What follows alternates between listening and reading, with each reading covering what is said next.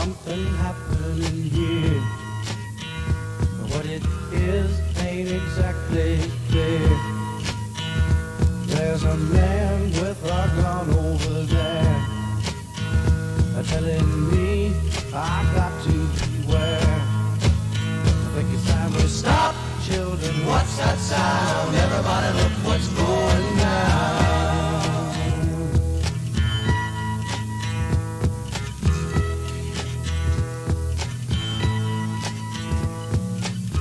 There's battle lines being drawn. Nobody's right if everybody's wrong.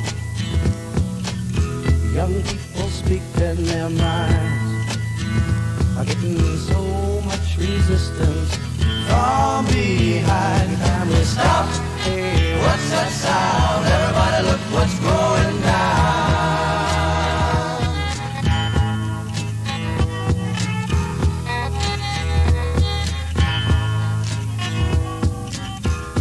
What a field day for the heat. And people in the street singing songs and they're carrying signs, mostly say hooray for our side. It's time to stop. Hey, what's that sound? Everybody look what's going down.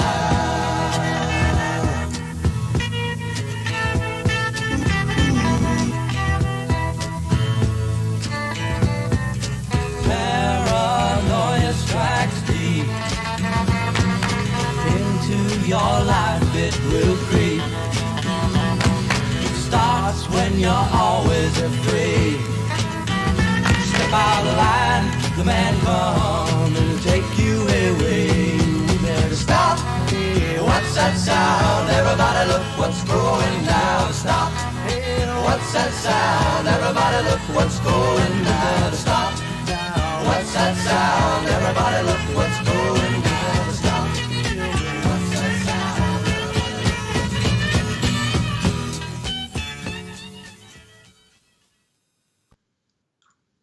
Good afternoon, good evening, or good morning, whenever you hear this this radio broadcast. We are glad that you're with us. And this afternoon, I have an important guest here on Global Enlightenment Radio on Nothing But the Truth, and that song introduced it just right. And we're having Dan Perkins on tonight. Again, had him on last week talking about a different subject, but I believe this week we're going to be talking about 3 of his books, and they're going to be, I guess, a current event type of situation with the terrorists and our terrorist things that are going on around here. Let me read off some of Dan Perkins's. He's an author, current events, TV and radio host, a successful money manager. He's a veteran, and just like me, I have to really, support all the things that he's doing for the veterans. He's got 2 programs, songs. He's got songs and stories for the soldiers. And let's see, he stays in I guess Florida for a little bit, and then he moves around, but he's always busy. I know from the last couple of emails we've had, he's been busy. He's got 3 books on the Brotherhood, and that's a terrorist organization, and we'll get into that more. He's got the 4th book that he's going to finish up on that. He has 3 kids books, and he has another book, Abraham Lincoln, Second Assassination Communications Newspapers. He does I guess the real news versus fake news. I imagine that's in his radio broadcast. Most news swept under the rug. And we're also dealing with, he's a storyteller, iHeartRadio show. That's a W420 radio that he does a lot on. So, I can't say he's just got a long list here. Like the last time I had him on, it was kind of like a large laundry list. 1970 radio started. That's when he started his business in radio. He worked with Merrill Lynch. That's where the financial background comes from. And he's into energy, and he's got these books that he's done. And you can look on Amazon, get them. We'll be talking about those later too. And Dan, would you like to add anything to that on your resume before No, I don't. I don't need anything more on the resume. It's already takes up too much showtime. Oh, okay. But uh, no, I just I'm seeing a different screen here. I'm not. Can you? I'm sorry for the technical glitch, but can you see me, Dan? Absolutely, Okay. perfectly clear. Okay, I see different screens here. That's part of this. I guess the internet thing we need to. I guess we look at. Uh, Let me start off. I think this is the first book uh, that we're looking at, The Brotherhood of the Red Nile, A Terrorist Perspective. Right. Right, and that's The Brotherhood of the Red Nile, A Terrorist Perspective, introduces us to a new terrorist group formed in Syria and allied with the Iranian nuclear enthusiasts. Their goal is to rebuild two outdated dirty suitcase bombs to use in an attack against the United States. The introduction of the characters delve us deep into their minds and psyche, truly giving a terrorist perspective of the profound hate they harbor for the Western world. The Brotherhood of the Red Nile, a terrorist perspective, has propelled Dan to national acclaim with interviews on radio, television, and in print. And Dan, would you like to elaborate on that first book? I would, but before we go there, I would like to spend a moment, if I could, about how I became a writer. I am 74 years old. I'll be 75 in July. Never had any formal training ever in creative writing. And I used to write newsletters for my money management clients, and decided in 2010 that I needed to move up to video as opposed to paper newsletters. So I started doing video newsletters, and I wanted to improve my production skills. So I live here on Sanibel Island. It's a barrier island in Southwest Florida, and they have a thing called the Big Arts Center, where they provide uh, craft skills and all kinds of skills available to the residents of the island. So I was looking to see if they had a course on filmmaking, and they did not. But I said, I've got to do something over the winter. So they had a course, a short course, 4 classes on introduction to writing mysteries and thrillers. And it was done by a woman who has published 12 novels, all history, and they were uh, all dealt with famous murderers between the 18th and 19th century. And it was fascinating reading. Anyway, I decided, what the hell, I'll take the class. I went there the first night. There were 4 2-hour classes, so 8 hours of instruction. I went home after the first class. I wrote the title of the book, knew all the names of all the primary characters, and I knew how the book was going to end in 1,000 words.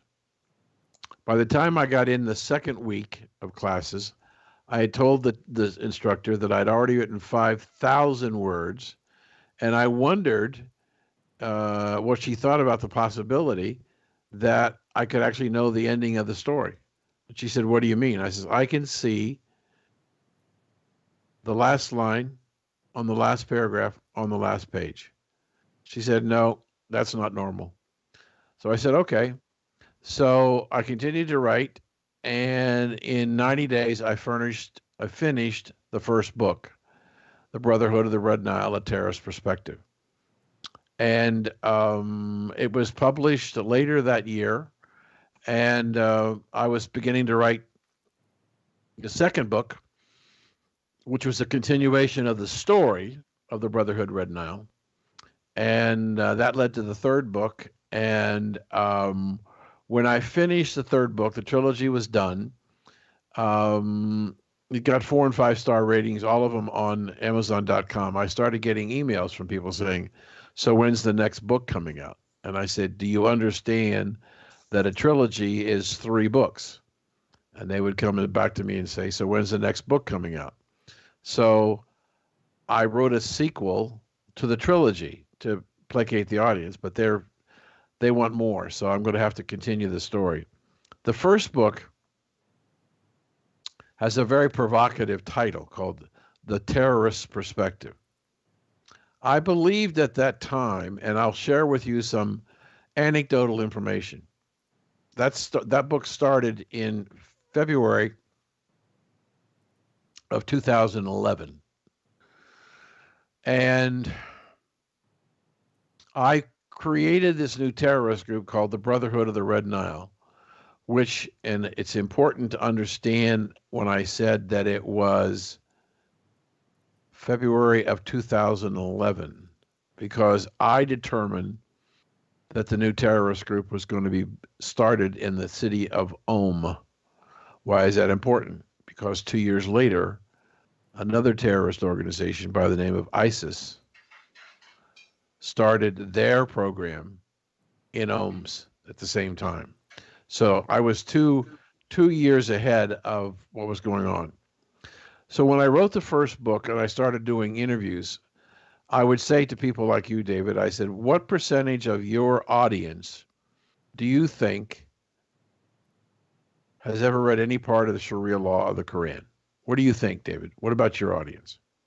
I doubt there's very many. Probably if they've read the Sharia law, I think they've been hearing a lot of it from the media and this and that on documentaries, but I think probably less than 10%. Okay. That would be the highest I've ever had. So right. I would say, I would go back to you and I would ask you the second question that I asked everybody. What percentage of our congressmen and senators have read Sharia law of the Quran? What do you think? Probably the same number, or probably fewer. they I guess they just go by policy, and they look at the things with policy and governmental Middle Eastern policies, and they don't care about, I guess, getting into depth. You can tell that on some of the bills that they write. Right.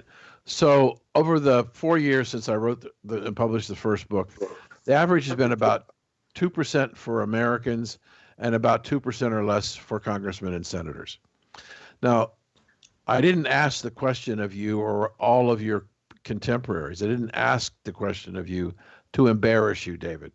No, I asked the question because I'm trying to point out, if you do not understand why your enemy hates you and wants to kill you, then how do you effectively fight him or her? That's the issue. We don't understand. We as a nation cannot understand how it's possible that a group of people in the world will say death to America and mean it. We don't understand that under Sharia law and the Quran, that Muhammad selected his people to be, along with Allah, to be the saviors of the world that were to lead the world to the end of time. And that if you were not a Muslim, you were an infidel. And if you were an infidel, you only had two choices. You either had to convert to the Islamic faith or be killed. Those were your choices. There was an interim where you could pay a tax, but the tax kept going higher and higher. And so eventually, so what happens is that the Muslims back from 620 AD, even to today, still believe they are the chosen people, a holy race that whose responsibility is to lead the world to the end of time, and only true believers, Muslims, can enter into the kingdom of heaven. So I said that if people don't understand that, how are we ever going to develop policies to combat what these people are doing on a global basis? And what happened was we didn't read, we didn't understand, and so we have now a situation where what are called the radical Muslims are in about 36 nations around the world. And what I try to do in the first novel is to try to begin to teach the American people to understand some tenets of Sharia law and the Quran and how it relates to how these people interact with infidels. For example, there's a provision called taqiyya. I don't know whether you're familiar with it. Is probably most of your audience is not familiar with it. No, sir. But taqiyya is a rule that guides how a Muslim interacts with a fellow Muslim and how they interact with an infidel. When you think about the concept of infidel, we're talking about somebody about equal to dirt. And so under the taqiyya law, when a Muslim is dealing with an infidel, they can lie, cheat, steal, murder, and there are no consequences. None, no consequences. But if they're dealing with another Muslim, there are very strict codes of what they have to do. So the idea... I'm sorry. A very interesting thing that you brought up, in which I think a lot of people have the misconception of an infidel. What they think is if we're a different religion, like we're Christians or we're Buddhists, so the Muslims are into this religious ideology. So being an infidel means you're of a different religion. I didn't know that they really thought of us as dirt. There's no value. We have no value. And so what happens is that's why they have different rules of how they treat infidels and how they treat other Muslims. But even within the Muslim community, there are some very harsh situations as it relates to women and how they interact with men, what restrictions are placed on them. I remember, and you probably remember this, Dave, under the Obama administration, we had the reporter who was beheaded, and President Obama had to come in off the golf course. His golf game was interrupted because they cut off the head of an American reporter. Yes. And John Kerry and Barack Obama both said that what they did was so barbaric, and they continued to cut off people's heads, and lots of people's heads at one time, and many, many people's heads that were cut off that we never were told about inside of Syria and Iraq. And so they called them barbaric, but you have to understand that the laws that governs them, their Sharia law and the Quran, were basically written in about 627 AD and haven't had any reformation per all. Was because when Muhammad gave the Quran and Sharia, it was written in an Arabic language. And if you know anything about Arabic language, sometimes they will use a single or multiple dots to place emphasis on a word. It's like an exclamation point, but it's a dot. When there's a dot over this is very important. Was this in 550 AD, I believe, when they wrote the Quran? Or I'm sorry, what did you say? Was it 550 AD when they wrote the Quran? It was finally finished about 627 AD, but late 5th century, early 6th century, it was actually published and was given by Muhammad to his followers. But my point is that with no reformation, if you read the Quran and if you read the Sharia law, you'll find that many of the activities that are in there are still in place today. So to cut off their heads is part of their law, as a way that you treat infidels. So when Kerry and Obama said how barbaric it was, how Middle Ages it was, it's because this religion is still dealing with documents that were drafted in the 600 AD, and they're still living by them. And they don't want it changed, and they want everybody else to change to them. You know, I remember when the Lord Mayor of London was a Muslim, and his first day in office, he was standing outside of City Hall, and next to him was a Muslim woman holding up a handmade sign that said, "Sharia is coming to England." They want to take over the world. They want to take over nations. and get rid of their laws and replace them with the Sharia law. And that's happening all over the world. So I felt it was such a dire thing. In addition to this, they are there are two groups of Muslims.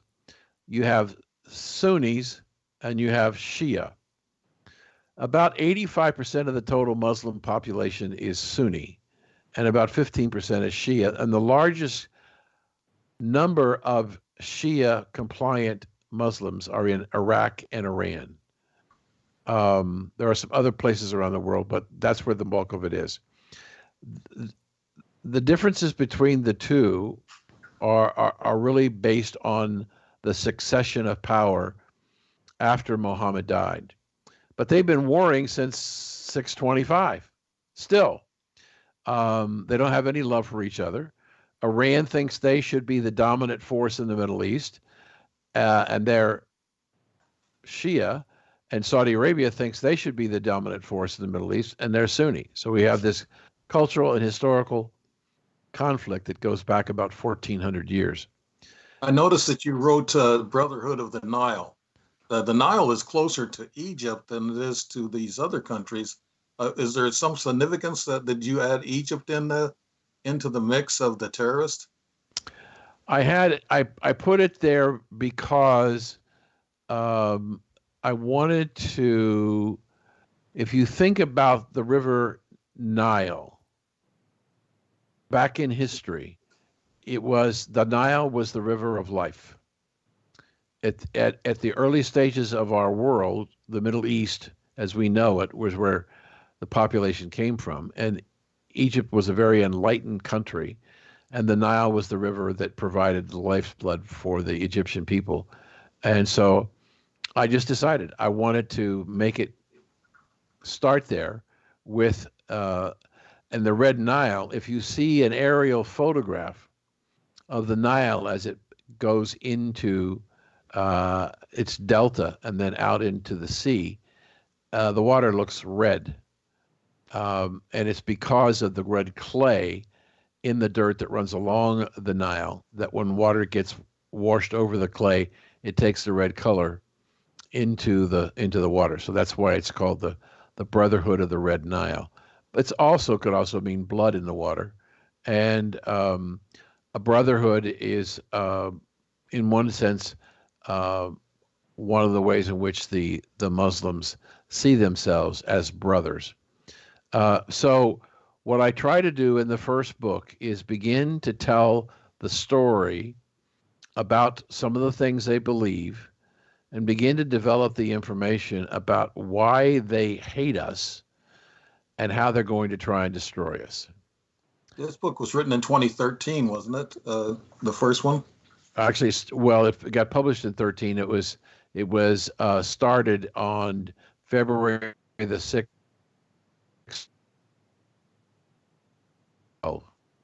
And was published, and then this. So this particular book sets up the creation of the terrorist organization called the Brotherhood of the Red Nile, and how they have decided the process they go through to decide what are the targets going to be in the United States if they could successfully acquire some Soviet Union obsolete suitcase dirty bombs, and with the cooperation of the Iranian nuclear scientists, convert them into weapons of mass destruction, bring them into the United States, and attack the most vulnerable targets in the United States. And it's a small group of people, and there are 5 members, and each of the members is given the responsibility to decide what should the targets be in the United States. And they begin the process, each of them, of trying to figure out what the targets should be with the bombs in the United States. And then they present to all 5 of them their scenarios of where they want to use the bombs and how they will get them into wherever they need to take them, and what will be the ramifications if the bombs are successfully detonated, and then they vote, and they vote in secret ballot.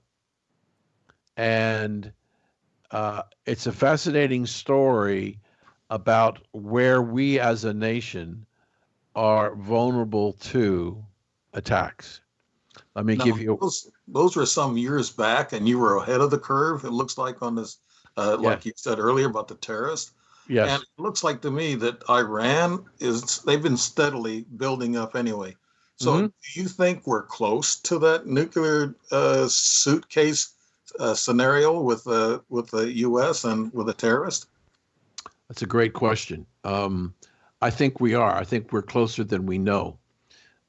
We heard the Iranian government say about a month or so ago that they were no longer going to honor the accords of the Paris Agreement on nuclear control, and that, quote, they'd already been speeding up the centrifuges to create more fusionable material in Iran. So I think that they're getting much closer than we thought that they were going to be. I think you heard President Trump on the day after the bombing attack against American assets that he said very firmly, Iran will not have a nuclear weapon on my watch. But they are committed. It's so important, Dave, to understand that these are fanatical people, fanatical people. So they don't they don't care how many lives are lost in order to achieve an objective. So Yeah. it's it's it's not something that we have ever dealt with before. Right. We, especially coming into our own soil, you know. And in trying to tell the story, I tried to do my own analysis of where America was the most vulnerable. And what scares a lot of people is that when they read the book, the first book, and they see the targets, they all said, how did you do that?" Because they all agree these are vulnerable situations. Let me give you what I think is the scariest scenario in the book. Um, we as a nation, and perhaps a good bit of the world, has made a decision that has left us more vulnerable than anything I can think of a possibility. I don't know, David, about what you do in terms of your technology, but do you back up your stuff on your computer? Yes, I do. I usually do it with hard copies also. Where do you back it up electronically? Well, it's actually I have some of it goes into the cloud, and I think I've used up a lot of that, so I'm going to have to renew that. But I've got it also backed up, like I said, hard copy. Anything that's important, like a letter or any list of things, a ledger, I always back it up on a hard copy in case of computer failure. And I have a computer tech service that works with me all the time. I have a subscription that keeps up my computer and tries to keep away the viruses. But we know that that can't be 100%. It's true. But go back to what you said about how you back it up. You use the cloud. Now, let me give you a piece of information. This is real information. It's absolutely true. You can go to the internet and find it. In the book, when I wrote the book, there was these places where we back up stuff to the cloud are called server farms. And they're all over the country, all over the world. But what's been happening is concentration. And as a result, we have, for example, outside of Cleveland, there's a server farm that at the time I wrote the book had over 7,000 blade servers. And blade servers are simply to store technology, store information. And they kept growing and growing and growing, and 35, 40, 50, 60, 70, 100,000 blade servers. That facility now has 3 power substations to provide the power, not to run the blade servers, but to drive the air conditioning. Because with 100,000 servers in one location, the heat generation for the processing of all the data is enormous. So there are 3 power substations that over 300,000 blade servers in one location. One location. If I put a dirty bomb between those 3 servers and I explode it, I'm going to shut down the 3 power plants. When I shut down the 3 power plants, the blade servers are going to continue to increase in heat. They're going to melt down.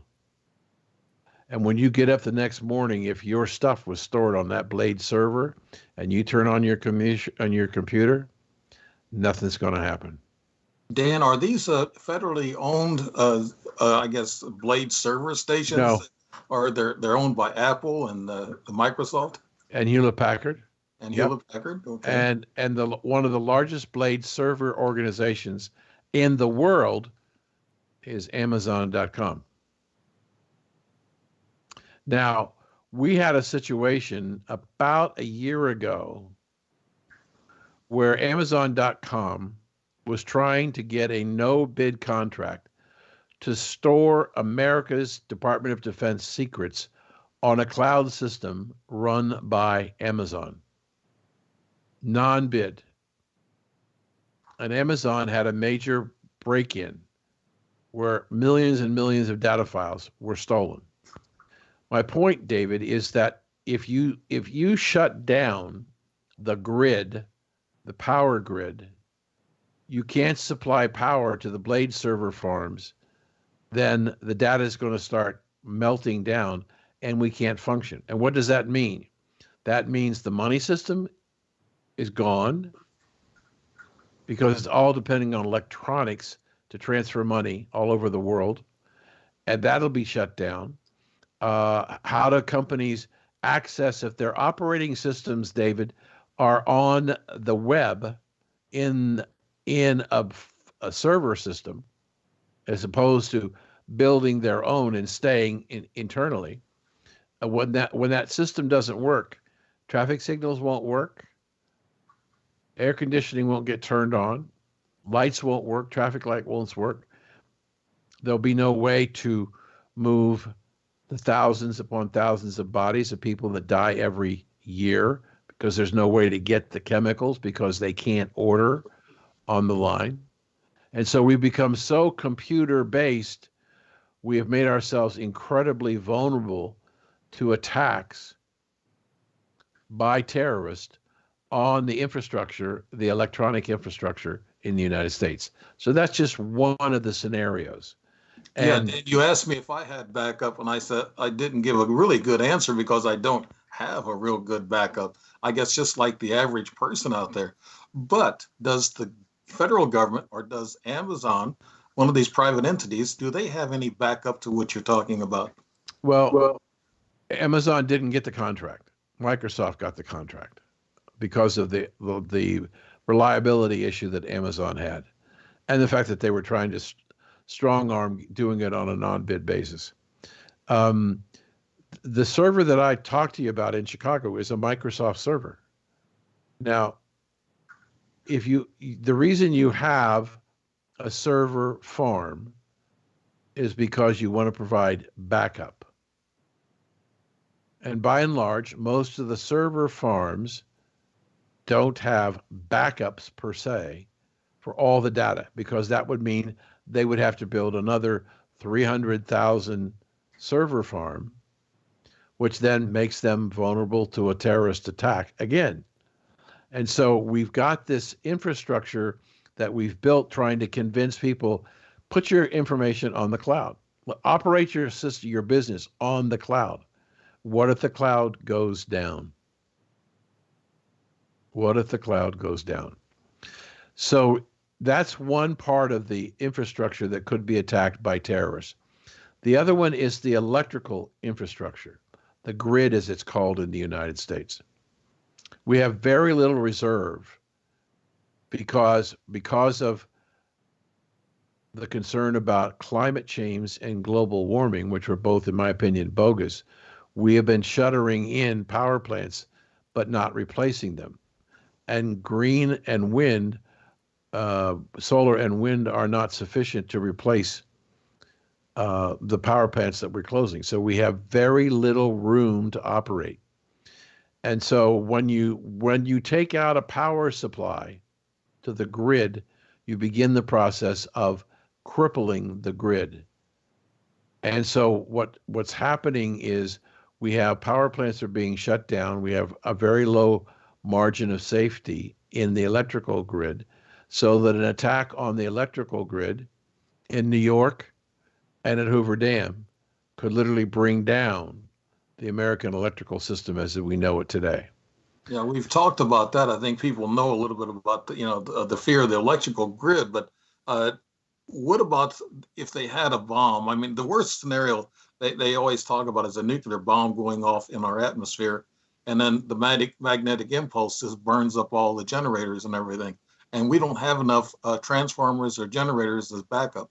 No. So would the terrorists look for something that big? No, because you can accomplish all the things that I've just talked about so far with a dirty bomb that's turned into a weapon of mass destruction.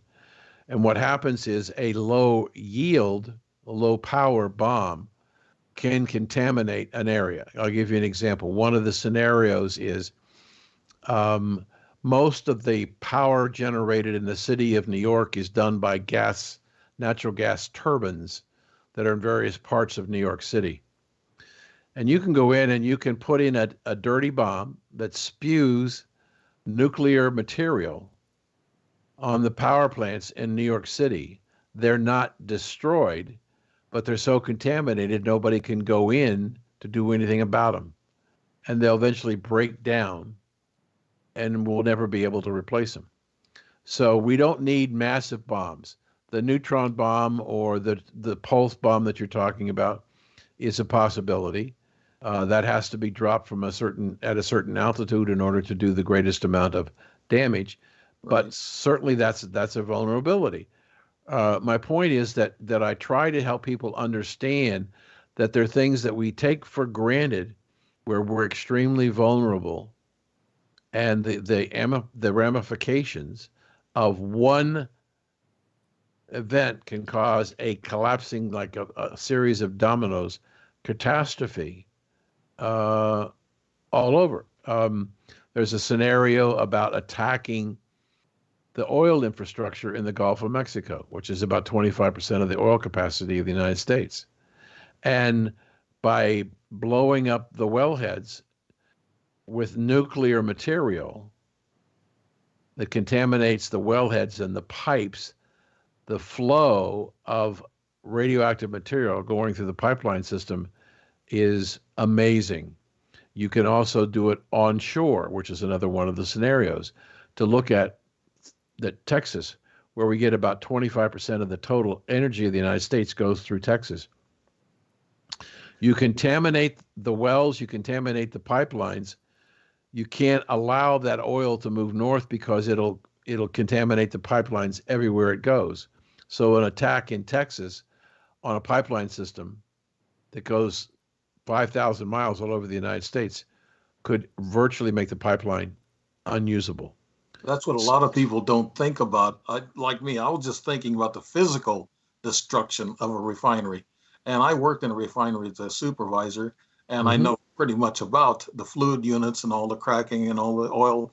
But if they go, they go. I mean, but I didn't think the after effect, the contamination of the oil and not being able to use the pipes and the pumping systems. That I don't think the ordinary person thinks about. I did. Yeah, I see that. I didn't think about that, but I'm glad you brought that up. I mean, I'd like to ask, all this terrorism stuff that you know, I imagine the State Department and President Trump, he must know something because he's going after Iran. And I don't know how you feel about his policies, his approach into the information that you know, and the information that you know and you've gotten. Have you ever talked to the State Department about a lot of stuff that you know? And how did you come about this information? By research? Yes. Um, the books are, in my opinion, I'm the author, but in my opinion, they're highly readable. They're highly scary. They have cliffhangers galore, twists and turns you can't see coming, and they're hard to put down. I've had spies and other people that I know that are in the intelligence who have read the books, and they tell me how close I really am to a lot of things that are in there. But one thing is that I probably have spent more time in doing the research for the books than writing the books. I mean, I'm the kind of person, David, if I want to, when I wanted to find out what the vulnerability of the cloud system was in the United States and the world, I began researching cloud facilities. And I came across the one in Chicago with Microsoft. But one of the other big suppliers of cloud services is a company called Hewlett Packard.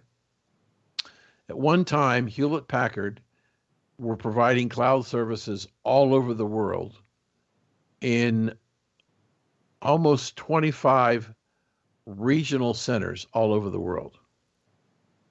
They brought them all into the United States.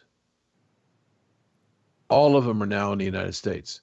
So the United States, which holds the cloud computing services at the time I wrote the books with Hewlett Packard, by attacking a few places in the United States, can shut down the cloud on a global basis, besides just in the United States. So that's one of the other opportunities that the terrorists talk about.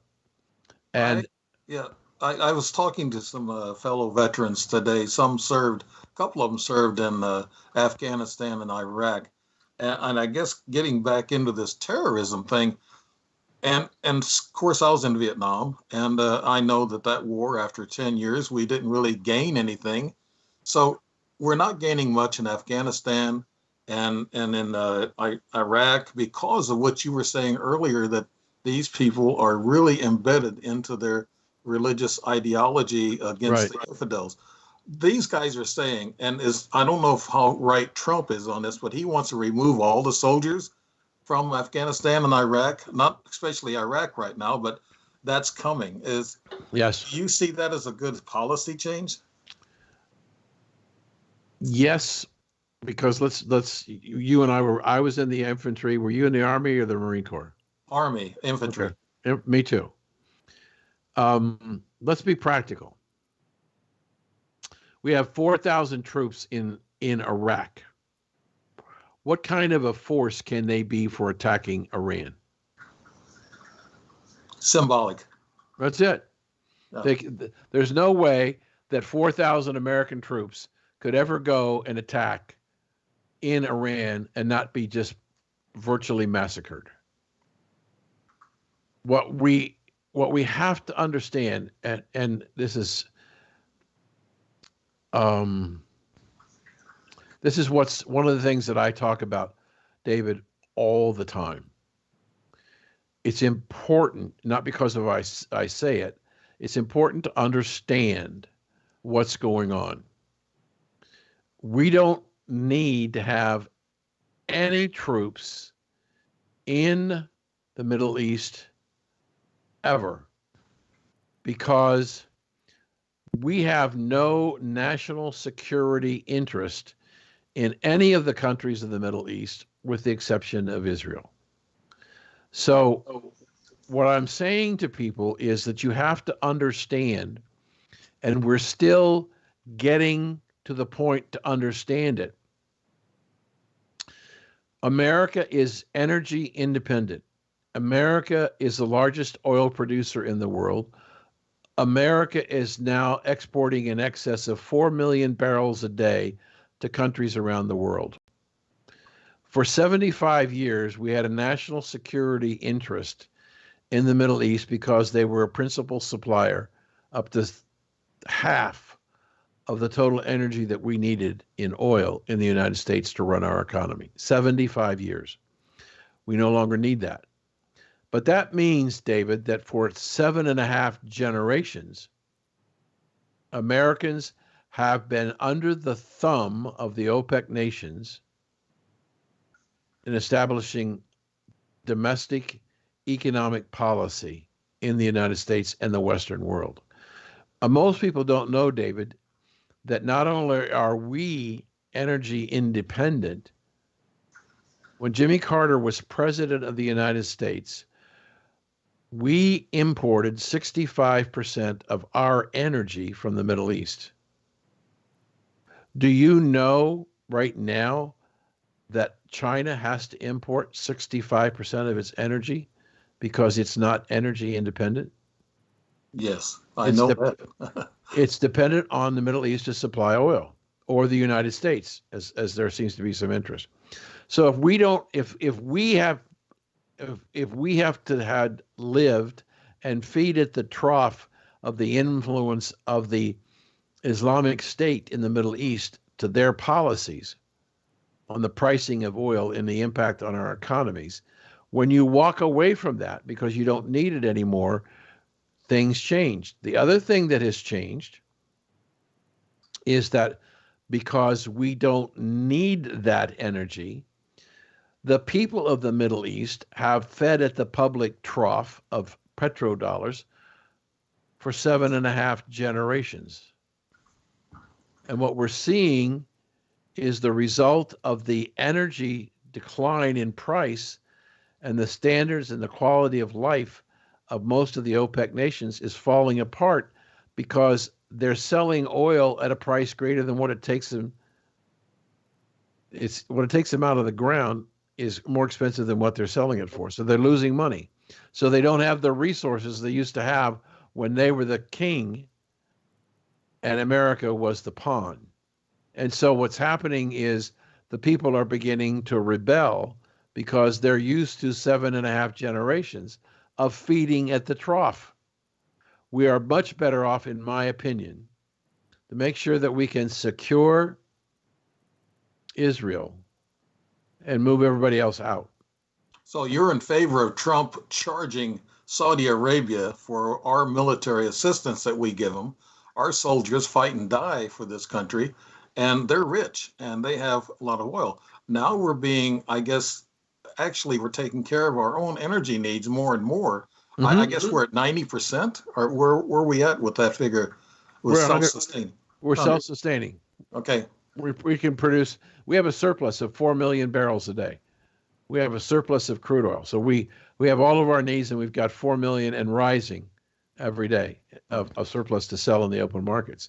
But David, what's important to understand here is that if you've lived for 7.5 generations where you were the big guy, you were the big dog, and all of a sudden, in a matter of less than 2 years, you are no longer the big guy. And the people that was under you for that 7.5 generations, the United States, is now the big dog. It's very difficult. And so why do we need to get involved in all of the crap that's going on in the Middle East? And I don't want your audience to take this as being flipped with you. Let them kill each other. Why should we care? Talked about that today. Yeah, why not? Just if they're going to do it, let them do it to themselves. Right. But what's that going to do, Dan? With the will the extremists come out more if they're poor, and their nations are getting more poor because they're not selling the oil like they used to? Are the terrorists going to, I guess, evolve even stronger through that loss? The terrorist organizations have needed the oil revenue to maintain their power. And so when they don't have the oil revenue, They can't feed their soldiers.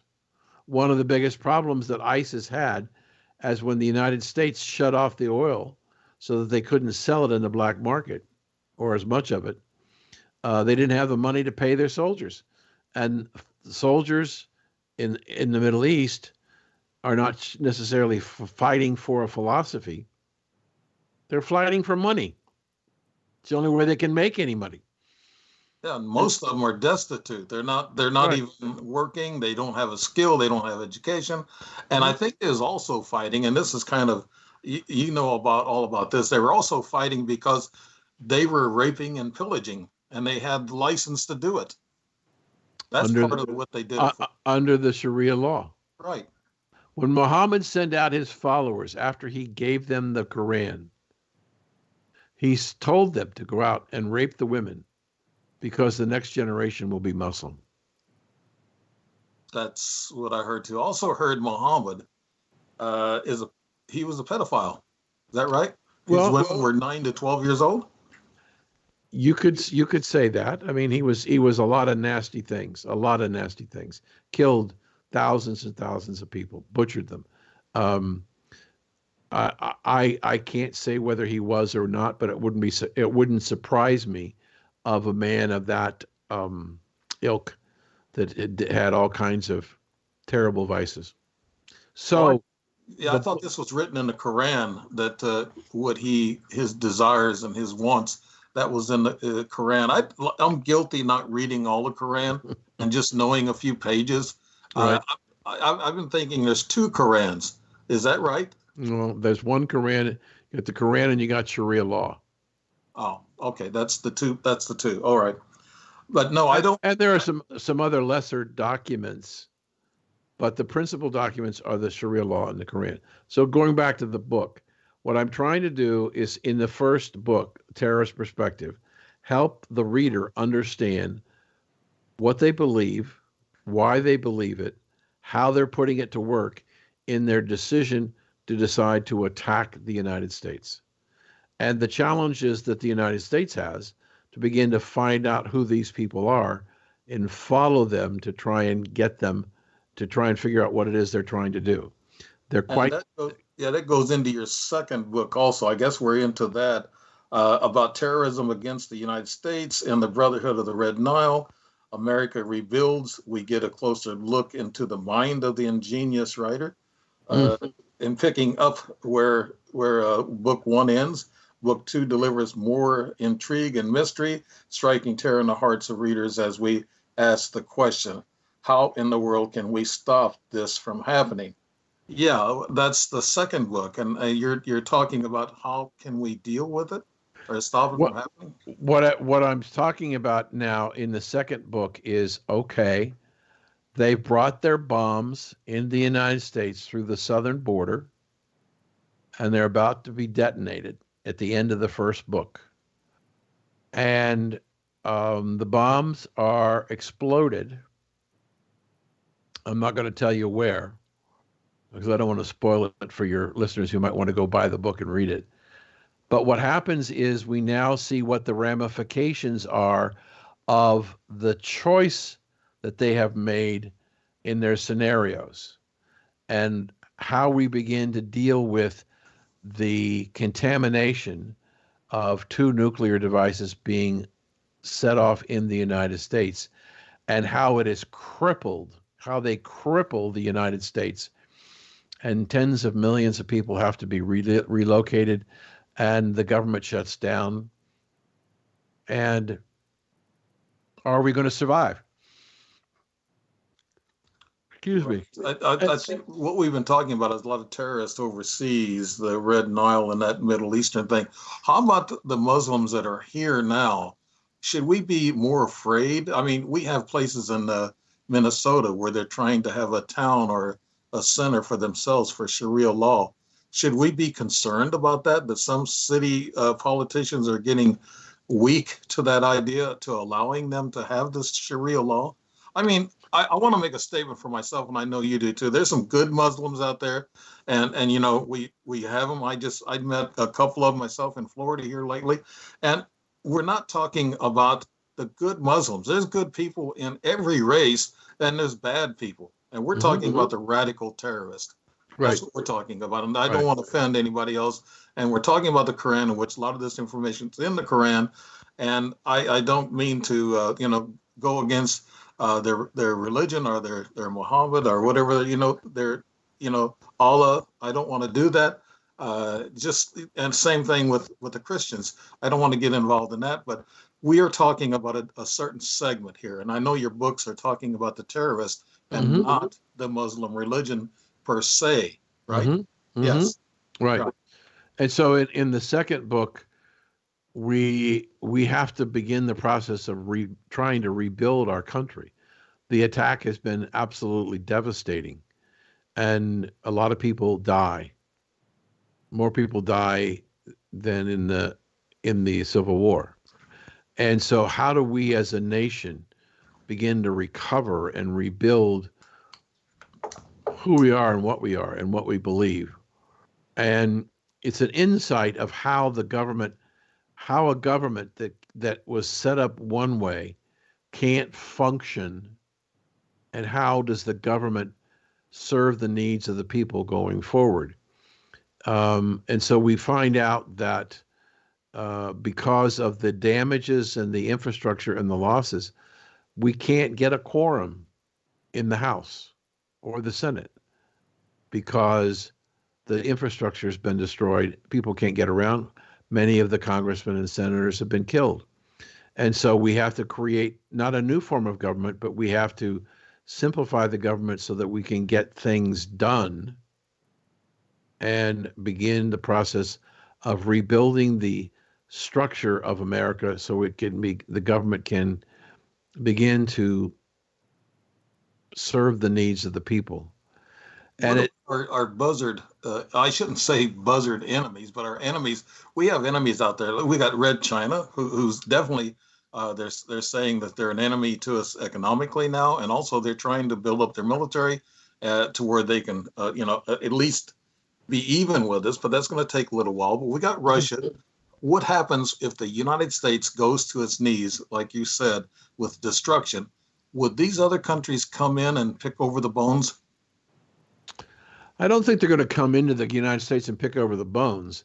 I think they're going to wonder, can America as we know it or knew it for such a long time, can it survive? And this book is also a testament to the American spirit and how they handle it, because about halfway through the second book, America Rebuilds, the dialogue is started with those members that are left in the cabinet and the Congress. How are we going to retaliate? Who are we going to retaliate to? And so what we get a sense as insight of how the government functions, what decisions the government leaders are making, and what they're going to do about this terrorist organization. And that leads us into the third book in the series, and that's called America Responds. What are we going to do?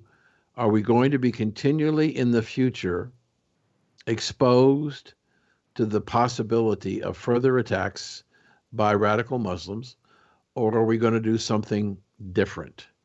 And that's what book 3 is about. Right. And you mentioned, Dan, you mentioned Mohammed El Sargon in Syria. You mentioned Syria. So you're thinking that Syria will be the actual terrorist center before long, and it will work with our Iranian nuclear program to rebuild the old Soviet Union suitcase bombs, and slowly recovering from the destruction. The Brotherhood is planning an escape from America. What do you mean by escape from America? The Brotherhood is the terrorist network that has brought the bombs into the United States. And how they came into the United States, without giving away the story, is not an option for them of how they're going to get out of the United States. Meaning, how are the terrorists going to extricate themselves out of the United States and There's a couple of twists in this about the involvement of the Russians and their manipulation of the oil markets because of the attack on America, and one of the terrorists is related to a Russian oligarch, and I don't want to give a lot of that away, but Right. there's a lot of discussion about how we're going to respond and what are we going to do about the terrorists. We find them. We know where they are. We don't want to arrest them because we want to try and see else if they're infiltrated among other people within the country. And so we have that opportunity to see how the government, as it's become more and more functional, is beginning to figure out what's going on with the people and the terrorists. And that I'm going to tell you how the book ends, but that's what caused the problem with a lot of my readers for me to give me the next installment in the story, which, well, the first three books are called The Brotherhood of the Red Nile. The fourth book is called Terrorist Gold. I was just going to ask you about that Terrorist Gold after that. Should I read an excerpt, I guess? Sure, if you want. Okay, I have been asked, why are you writing a sequel to a trilogy? So many people have enjoyed the first three books, and they have developed a relationship with the players. They have expressed, we feel like they are family to us, and the adventure has to continue. Please, some people have asked, do I need to have read the trilogy, The Brotherhood of the Red Nile, in order to understand Terrorist Gold? Let's ask that question, I guess. Do they have to read the trilogy to understand this one? No, they don't have to read the trilogy in order to understand Terrorist Gold, but Terrorist Gold will be a much richer experience for them if they'd read the first three books. The Terrorist Gold is, what do we do? What do we do? Do we follow these people? Do we capture them? When do we capture them? We've got to find out if there are other people involved, as I said, in what's going on in the United States. And the Russians are involved. And almost from the beginning of the book, the Russians are involved. All the books, from the very first book, the Russians are involved. And so what I've tried to do is to take 4 books about something that's extremely current, make it a fictional account based on a lot of facts. And that's what people tell me when they read the books. I can't tell whether I'm watching a television show, the television news, when I'm reading your book, because it seems to blur. And that's my job as a novelist, is to try and make it blur. So the idea here is there's these, in addition to dealing with terrorism and nuclear weapons, it's also about people, the characters. And what I've tried to do is to make the good guys and the bad guys both very real. And that's why people talk about the fact they feel like they're family. They love the people, they love the relationships between the husbands and wives and the lovers in this series of books. And so they bond with these people, both good and bad, and some of them are really, really bad. So it's I've got people, David, when the 4th book came out, sent me a note that they had purchased all 3, and they purchased the 4th book, and they were going to sit down and binge read all 4 of them. Yeah, that's a lot of. You have to memorize quite a bit, wouldn't you? You'd have to. I think some of the books range between 375 and 425 to 450 pages. So to sit down and read all 4 books at one time in one sitting, yeah, it takes a couple of days to do that. But they enjoy the stories. Now the Terrorist Gold. Now, does it kind of soften a little bit of the adventure and that just happened in the other books? Is it kind of like the cherry on top of the cake or the ice cream? That's a good question, David. The Terrorist Gold Book was written in a totally different style. The typical novelist, not all, but the typical novelist writes in what is called third person. And for your audience, third person means that you hear accounts of what's going on, like he said, or she said, or they heard, or they went. So it's third person. When I originally started to write the Terrorist Gold Book, I started it in third person. I can't tell you why, David, but about halfway through, I found myself writing in first person. First person puts you in the middle of the dialogue. You're in the room, you're in the car, you're in the shower, whatever it is. Is that because of your own personal fears of terrorism? No, I don't. I really don't know what happened. But so my editor said, "Well, we need to go back and rewrite the first half of the book of book 4, so that there's a consistency of first person." It's a wonderful writing style, but it was a hard challenge having written 3 novels in third person. The book that I'm writing now, the Lincoln book, Abraham Lincoln and the Second Assassin, is all written in first person. And it really is an exciting way to write novels, is to write in first person. They're more challenging, they're more difficult, because you have to think about how you communicate the thought. And but you have a chance to be much more descriptive. So in the 4th book, written in first person, it reads dramatically differently than the first 3. Not that the first 3 aren't entertaining, they are, but the 4th book, because written in first person, is much more dramatic. You are very much right in the middle of what's going on in the scene. You are right there. You're not watching it, you're in it. Right. That takes a little bit of different thinking. I guess you had to do twice as much thinking as you did before. Right. But you mentioned Russia and these other players in this whole scheme of things, and in all 4 of your books. How much does Russia help, or are they actually helping Iran in a way that we don't know? And I wonder if the government knows about Russia and about China. And you said they need the oil, the Chinese, so they need that strait opened up there near Iran, and that Strait of Hormuz, is it? Yeah. Straits of Hormuz. Hormuz, yeah. I keep saying Vermouth. I'm thinking of a drink, and I don't drink that much.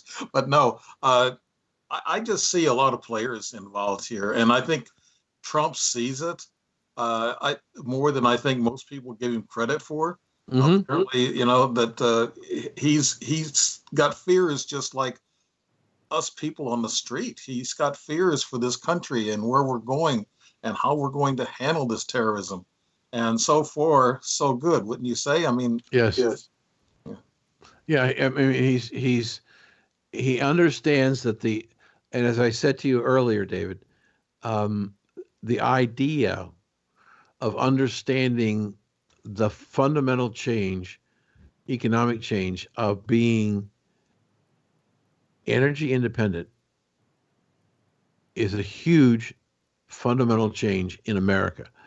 And we're still trying to get comfortable with what that means. And we are using our energy surplus not as a weapon, but we're using our energy surplus as a way in which to enrich the quality of lives of other people. And we're sharing the technology that has made us energy independent for those nations that are willing to adapt and make changes. But not all the OPEC nations are willing to do that. And that's okay. But we're in a situation where that is such a fundamental change. Russia, for example, David, gets about 85% of its revenue from energy sales. Saudi Arabia gets almost 65% of its revenue from energy sales. With the price of crude oil under $60, and if you're Russia and it costs you $85 to get it out of the ground, you're losing $30 a barrel. But you have to generate income, some kind of income, in order to be able to support your country and your people, or they will rebel, much like what they're doing in Venezuela, what they're doing in Iran, because the way the government squandered the money that they got out of the Obama administration. And so we have less vulnerability there. And so I have no doubt if we pull out our 4,000 troops or whatever it is in Iraq and Afghanistan, there'll be chaos. But what we will know is that the Middle East will no longer be able to use oil as a weapon against the United States. I know we're shipping or piping natural gas to Europe, and we're wanting them to buy natural gas from us instead of Russia. Yes. We're in an economical battle. And I think with Iran, with Trump putting up the sanctions on economics in that area, it's actually working. Economic sanctions do work, just like the terrorists that were living off the oil you said earlier. Trump took that away from them. Right. And we're guarding that one, I guess, oil refinery, or is it an oil facility there in Syria? We still have our troops surrounding that and guarding that oil. And actually, are we taking that oil, or are we giving it back to the Syrians? Or we're giving it back to the Syrian government, but the president has said publicly, I could keep the oil. Yes. And he would keep the oil as a form of payment for keeping the troops there. Yeah, that's a good thing. I think the economics of now, I think how he looks at wars nowadays, sanctions, economics, not blood and battle and nuke. I mean, we have Russia, we have China, and actually we have Pakistan and India, all are nuclear ready. I mean, so if we start a war in nukes, nobody's a winner. I don't care how small of a country you're going to fight. You're not really going to be a winner, because all it takes is what, like you said, 2 or 3 nukes here in the right area, we're down. That's true. That's why the book is so scary, because it's so plausible. The books are scary because the scenarios are plausible as vulnerable. And I had a gentleman from the State Department who read the series, and he said, "You're absolutely right. You've taken and created a wonderful manuscript of entertaining reading, but at the same time, you're providing education to the American people as to what's going on." I was just going to say that. I was just going to say that your books are letting people know the ins and outs of what can happen in this terrorist situation and what can happen to our country in the long run if this continues to go on. Now, now having the people come in, now, I guess, did you go along with the president's ban on Muslim travel? Should we restrict a lot of the Muslim travel from countries that have terrorism? Yes. Let me, how much more time do we have, David? All depends on you. Well, I was up at 6:15 this morning. Okay. So I'm running out a little gas, and we're coming up on an hour and a half here. We're pretty close. But I'm sorry. What was your question? Running out of gas. No, it's not running out of gas, but I am a little bit. I'm running a little bit. I forgot what your question was. We were into the sanctions and how much they work, and we're trying to get away from nuclear wars and any wars. I think Trump doesn't like bloodshed. I don't either. I'm a veteran, so are you. We don't like this, So every time I see battles or hear of battles, I think, oh my, these guys are going through somewhat of what I went through. Yeah, but David, think about it again. I don't want to sound like a broken record. If U.S. foreign policy for 7.5 generations was dictated by the Middle East OPEC nations and their supply of oil to the United States, they were in fact in control of our country. And what Mr. Trump is saying, we're energy independent. We don't need that Middle Eastern oil. If they want to fight and kill each other, let them do it. Right. But he thinks he's got a better idea. And the better idea is, let's try and change the direction of your economies. Let's try and make you, you're already energy independent, but let's see if we can't make you economically stronger so that the quality of life that your people have. I mean, if you've seen pictures of Iraq and Afghanistan and Syria, is there any place that you've seen that you'd want to live? No, it's there's just everything's all over the place. Buildings are blown apart and right, they're piles of rubble. Piles of rubble. Right. So you really think that the Iraqi people or the Afghanistan people or the Syrian people really want to live in that environment? No, they don't. No. And so they're also adjusting to the fact that the government cannot, under current constraints, can't provide income to those people, and they're trying to look at the American model to see if they can diversify their economies and begin to move away from war. Remember, for 7.5 generations, I know I sound like a broken record, but it's the only way I can figure out to say it. Remember, David, with 7.5 generations, we had a reason in our national security interest to be engaged in the wars in the Middle East because they controlled our energy supply. We don't have to do that. So we don't have to be engaged in the Middle East in warring activities because we don't need their frickin' oil. Right. And we're having a hard time. Many people are still in our government are having a hard time understanding that that's the reality that we live in. And all I'm saying is, hey, it's an opportunity here. Mr. Trump saying we don't need, when he talks to Kim in North Korea, he spends some time talking about military disarmament and peninsula nuclear disarmament. But what he's really spending more time than anything else when he talks to Kim, it's about economic development. Yes. How do you free your people? How do you make money? How do you create opportunities? That's what they desperately need. But because the Middle East was so dependent on oil, when it's not there, they don't have a model. And they keep blowing stuff up so they never have an opportunity to rebuild what they should be doing. Well, I from talking to you, Dan, I've been educated on somewhat. I think I'm a military veteran, and I think I know quite a bit about what's going on. I've talked to other military veterans.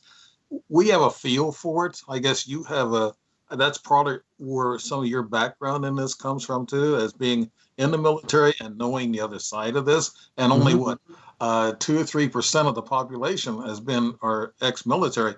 But I've learned some things here that you've been saying. It is worrisome. It does scare you a bit. Sure. And you just wonder, what can we do as we're drawing near to the end of this? What can we do as civilians? What can we do to help stop all this? We have to become more educated. Going back to the premise of the first book, we need to understand why our enemies hate us so much and why they want us dead. So we have to educate ourselves in the tactics and the understanding of what our enemies believe. You talked about Muslim ban. On September 11th, the day of the attack in the United States on the World Trade Centers, there were approximately 1,200 Muslim mosques in the United States. Now there are close to 3,000. And we don't know what's going on in these mosques per se, because our rules of engagement have created a more difficult situation for us to understand what's being taught. I'll give you one example in my last shot for you, David. Okay. Shortly after the first book came out, I was on a book tour and I was in Dallas, Texas. And I was speaking to a group of about 50 businessmen. And I said, do you know that in the town of Irvington, Texas, which is a suburb of Dallas, that there's a Sharia court? And they said to me, it's not possible. I said, there's a Sharia court in Irving, Texas, where there are 3 Muslim judges who are deciding cases against Muslims by Muslims.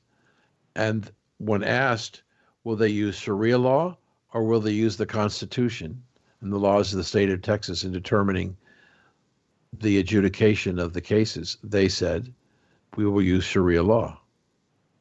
In Texas, this is, Texas, out of all states, Texas allowing this. Yeah. Yeah. So they didn't believe me. And so I said, go check. And I broke that story on one of my news programs that I was on. And ultimately, the pressure from the people in Irving, Texas, caused them to shut it down. But we have, as you pointed out earlier, in Minnesota and Michigan, we have enclaves. That's what they're called in Europe, enclaves, where Muslims come together as a community, force out the non-Muslims, and create, in essence, a mini country. That's what happened to France. Right. The Muslim population is about 11% of France, but they're very powerful because they have built these enclaves where government officials never go because it's not safe. They built these enclaves and they're taking over the country little by little. And they so chase out the cops that come in those neighborhoods. Exactly. Yeah. Exactly. Right. So the books are available at Amazon.com. Dan Perkins. My website is danperkins.guru. And David, like the last time, it was a hour-and-a-half session. Right. And I hope your audience enjoyed it. Go buy the books. And I guess I'm going to see you again. We're going to talk about songs and stories for soldiers. Right. And I did get that box from you today with the MP3s. And I'm waiting for the books, I guess I didn't get. But Dan, I really appreciate it. And you've been listening to Dan Perkins, and a novelist, a book writer, TV personality, radio personality, and a veteran. And I think you were a lieutenant, right? No. I was an infantry grunt. Oh, okay. I thought it was a LT there. I read okay. I promoted you. All right. Thank you. I was offered that commission before I left the service, but I didn't take it because I didn't want to go back to Vietnam. Right. But I guess we want to thank all of our audiences, and don't get mixed up with us talking against the Muslim religion, the Quran, or anything. We're talking about the terrorist, the extremist. And this is where I guess President Trump tries to make a difference in how we approach like the mosque and this type of thing and their religion. It's about the terrorists, and that's what your books are all about. Yes. And I guess people, thank you so much for listening. You've been listening to the Global Enlightenment Radio Network and Dave Emmons, and Dan Perkins is my guest, and I'm very honored to have you, Dan. And yes, we'll continue with the veterans' causes, and we'll get together soon. Thank you So much.